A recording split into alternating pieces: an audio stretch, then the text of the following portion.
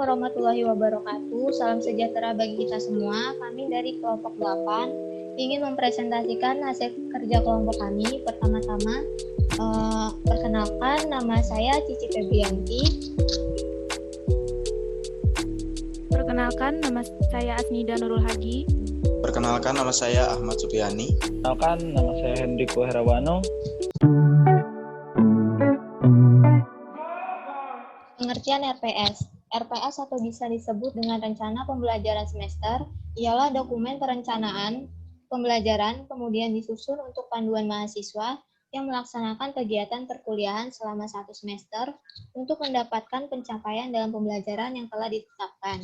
Konsep RPS. Mahasiswa memiliki kemampuan untuk memahami fungsi-fungsi manajemen yang meliputi teori dan konsep dasar manajemen seperti perencanaan atau planning, pengaturan atau organizing, kepemimpinan atau leadership, dan pengendalian kontrol, dan dapat mengaplikasikannya dalam pengelolaan organisasi yang akan diikuti.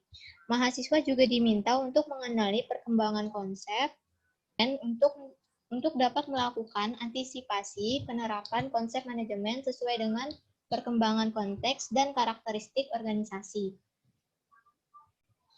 Perkembangan program sekolah.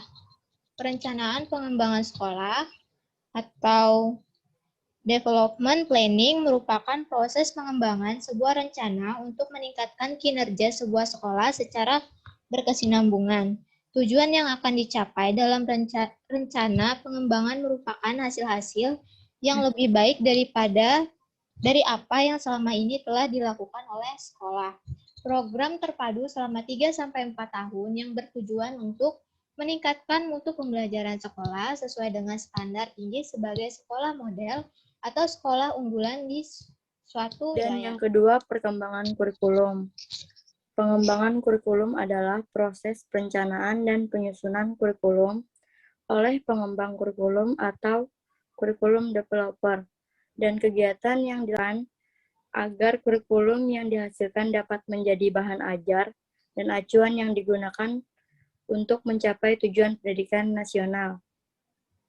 Kurikulum sebagai suatu rancangan dalam pendidikan memiliki posisi yang strategis, karena seluruh kegiatan pendidikan bermuara kepada kurikulum. Begitu pentingnya kurikulum sebagai sentra kegiatan pendidikan, maka harus benar-benar dikembangkan.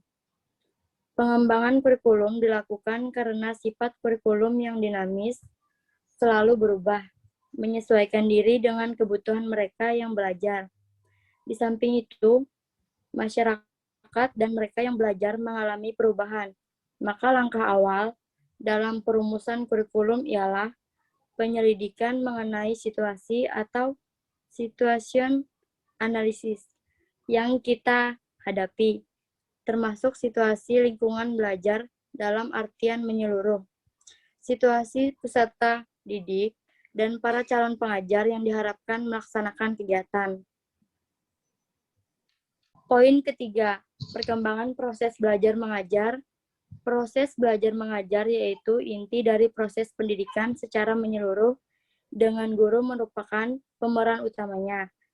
Peristiwa belajar dan mengajar ini banyak sekali berbagai pandangan dari konsep. Maka dari itu, proses belajar dan mengajar dapat terjadi dalam berbagai model. Proses belajar dan mengajar ini suatu proses yang mengandung serangkaian tindakan guru dan juga siswa dengan dasar hubungan timbal balik yang berlangsung selama masa situasi edukatif untuk mencapai tujuan tertentu. Salah satu contoh pengembangan proses belajar mengajar yang baik yaitu selama proses belajar mengajar berlangsung, guru dan murid saling melakukan interaksi antara agar tercipta untuk suasana pembelajaran yang aktif. 4. Perkembangan sarana dan prasarana pendidikan. Pengembangan sarana prasarana pendidikan ini merupakan suatu upaya yang dilakukan pihak sekolah guna memberikan pelayanan secara baik dan merata bagi pihak-pihak pemakai sarana prasarana pendidikan. Pengembangan sarana dan prasarana sekolah berpengaruh terhadap proses belajar siswa, karena Kalau di sebuah sekolah sarana dan prasarana tidak memadai, maka akan berpengaruh terhadap kualitas murid. Bidang sarana dan prasarana adalah salah satu aspek yang perlu diperhatikan dalam implementasi MBS dan pengadaannya, merupakan kewenangan serta tanggung jawab dalam pengambilan keputusan dari tingkat sekolah. MBS diartikan sebagai pengalihan pusat sampai tingkat sekolah. Perencanaan pengembangan sarana prasarana dimulai dari menganalisis kebutuhan, melakukan survei, memilih kebutuhan, dan mengembangkan education, specification. Pelaksanaan pengembangan sarana prasarana dilakukan melalui bantuan dari komite sekolah, orang tua siswa, dan pemerintah.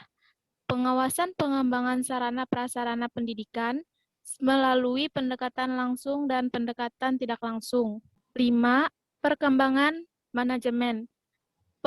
Pengembangan manajemen atau disebut dengan manajemen development merupakan suatu program dalam sebuah organisasi untuk mendorong manajer atau kepala sekolah agar mengembangkan keterampilannya, pengetahuannya, sehingga akan meningkatkan tanggung jawab mereka dalam sebuah organisasi. Manajemen sekolah merupakan suatu kegiatan yang dilakukan secara efektif dan efisien untuk meningkatkan kinerja sekolah dalam pencapaian tujuan pendidikan, baik tujuan nasional dan tujuan kelembagaan, yang hasilnya bisa dilihat dari beberapa faktor sebagai faktor indikator kinerja yang berhasil dicapai oleh sekolah. Yang keenam, perkembangan sumber dana dan pendanaan pendidikan. Semua pihak-pihak yang memberikan bantuan, subsidi, dan sumbangan yang diterima oleh lembaga sekolah, baik dari lembaga sumber resmi ataupun dari masyarakat sendiri secara teratur. Contoh dari sumber dana atau biaya yang berasal dari lembaga resmi adalah sumbangan, yaitu 1. Pemerintah pusat anggaran atau APBN. 2. Pemerintah daerah atau APBD. 3. Sumbangan pembinaan pendidikan atau SPP. 4. Dari masyarakat atau jariyah. Sumber lain mengatakan bahwa sumber dana atau biaya pendidikan adalah keseluruhan biaya yang berasal dari masyarakat, orang tua, dan pemerintah. 7. Perkembangan sistem penilaian. Sistem adalah serangkaian aktivitas dari suatu komponen yang tersusun, rapid, dan terpadu untuk mencapai suatu tujuan. Ditinjau dari segi bahasa, penilaian diartikan sebagai proses menentukan nilai suatu objek untuk dapat menentukan suatu nilai atau harga suatu objek. Diperlukan adanya ukuran atau kriteria.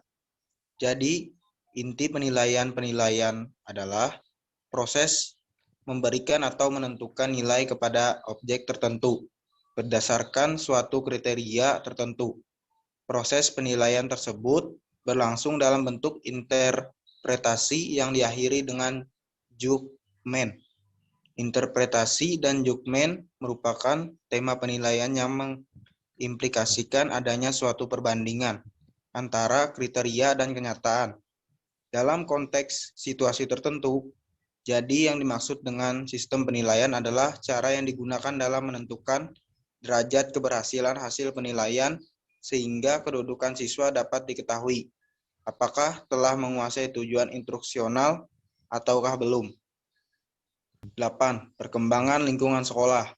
Pengembangan lingkungan sekolah sangatlah diperlukan dalam membentuk tiap-tiap karakter anak sekolah. Hal ini dilakukan agar siswa-siswi mendapatkan hal positif dalam dirinya, agar bisa ditanamkan pada kehidupan sehari-hari. Contohnya, melakukan kegiatan Go Green. Kegiatan ini tidak hanya bisa dilakukan di lingkungan masyarakat saja, tapi juga bisa dilakukan di sekolah-sekolah. Jadi setiap anak murid diharuskan membawa tanaman jenis apa saja untuk nantinya dilakukan penghijauan di sekolah. Selain berdampak baik pada lingkungan tersebut, penghijauan ini juga bagus dalam membentuk karakter siswa maupun siswi yang nantinya akan dikembangkan menjadi pribadi yang menghargai lingkungan. 9. Perkembangan budaya sekolah. Budaya sekolah adalah nilai-nilai dominan yang didukung oleh sekolah atau falsafah yang menuntun kebijakan sekolah terhadap semua unsur dan komponen sekolah, termasuk stakeholder pendidikan, seperti cara melaksanakan pekerjaan di sekolah, serta asumsi atau kepercayaan dasar yang dianut oleh personil sekolah. Budaya sekolah merujuk pada suatu sistem nilai, kepercayaan dan norma-norma yang diterima secara bersama, serta dilaksanakan dengan penuh kesadaran sebagai perilaku alami, yang dibentuk oleh lingkungan yang menciptakan pemahaman yang sama di antara seluruh unsur dan personil sekolah, baik itu kepala sekolah, guru, staf, siswa, dan jika perlu opini masyarakat yang sama dengan sekolah. Yang ke-10, perkembangan kegiatan mahasiswa. Kegiatan kesiswaan ini memiliki tujuan untuk menonjolkan apa yang selama ini terpendam dalam diri para siswa-siswi di sekolah. Kegiatan ini biasanya dilakukan oleh manajemen kesiswaan. Selain itu, kegiatan tersebut memiliki fungsi sebagai salah satu wahana untuk para siswa agar bisa mengembangkan potensi dirinya secara optimal. Hal ini karena dalam pelaksanaannya tidak hanya pembelajaran di kelas saja yang bisa didapatkan oleh para siswa, namun ada beberapa hal lain yang bisa mereka dapatkan seperti organisasi siswa yang bisa mengembangkan minat bakat siswa itu sendiri dalam hal apapun. Yang ke-11, perkembangan teknologi pendidikan dasar. Teknologi serta pengaruhnya terhadap individu, masyarakat, lingkungan, dan proses kebudayaan dengan mengakui potensi individu mahasiswa untuk mengembangkan kemampuan penalaran, pemecahan masalah, kreativitas untuk mengkonstruksi dan memaparkannya dengan berbagai peralatan dan material. Pendidikan teknologi dasar atau PTD memanfaatkan potensi mahasiswa, konten teknologi, dan pengalaman yang berkontribusi pada pertumbuhan dan perkembangan umat manusia. Dengan demikian, pendidikan teknologi menjadi dasar dan studi fundamental bagi semua orang bagaimanapun tujuan pendidikan dan karir seseorang. Kompetensi yang diharapkan dalam program ini adalah mengetahui dan menyesuaikan pentingnya teknologi, menggunakan alat, peralatan, material, proses, dan konsep-konsep teknologi dengan aman dan efisien, menentukan dan mengembangkan bakat individu, mengaplikasikan teknik pemecahan masalah, mengaplikasikan subjek-subjek sekolah yang lain, seperti kejujuran, kerja keras, kreativitas, dan sebagainya. Mengaplikasikan kemampuan kreatif, memperlakukan tenaga atau energi yang mempengaruhi masa depan, menjadi konsumen yang bijaksana. Metode yang digunakan adalah pemecahan masalah dan pendekatan sistem melalui diskusi kelompok dan kelas. Yang ke-12, pendidikan kecakupan hidup. Kecakupan hidup atau life skill adalah kemampuan untuk perilaku adaptif dan positif yang memungkinkan manusia untuk secara efektif menghadapi tuntunan dan tantangan hidup. Konsep ini juga disebut kompetisi psikososial kecakapan hidup atau life skill merupakan kemampuan dan pengetahuan seseorang untuk berani menghadapi problema hidup dan kehidupan secara proaktif, mencari serta menemukan solusi sehingga akhirnya mampu mengatasinya dengan kemampuan berinteraksi dan beradaptasi dengan orang lain. Keterampilan mengambil keputusan, pemecahan masalah, berpikir kritis, berpikir kreatif, berkomunikasi yang efektif, membina hubungan antar pribadi, kesadaran diri, berempati, mengatasi emosi, dan mengatasi stres. Baik, sekian presentasi dari kelompok 8. Apabila ada salah kata dan perbuatan selama presentasi berlangsung, mohon dimaafkan. Sekian dari kami. Terima kasih. Wassalamualaikum warahmatullahi wabarakatuh.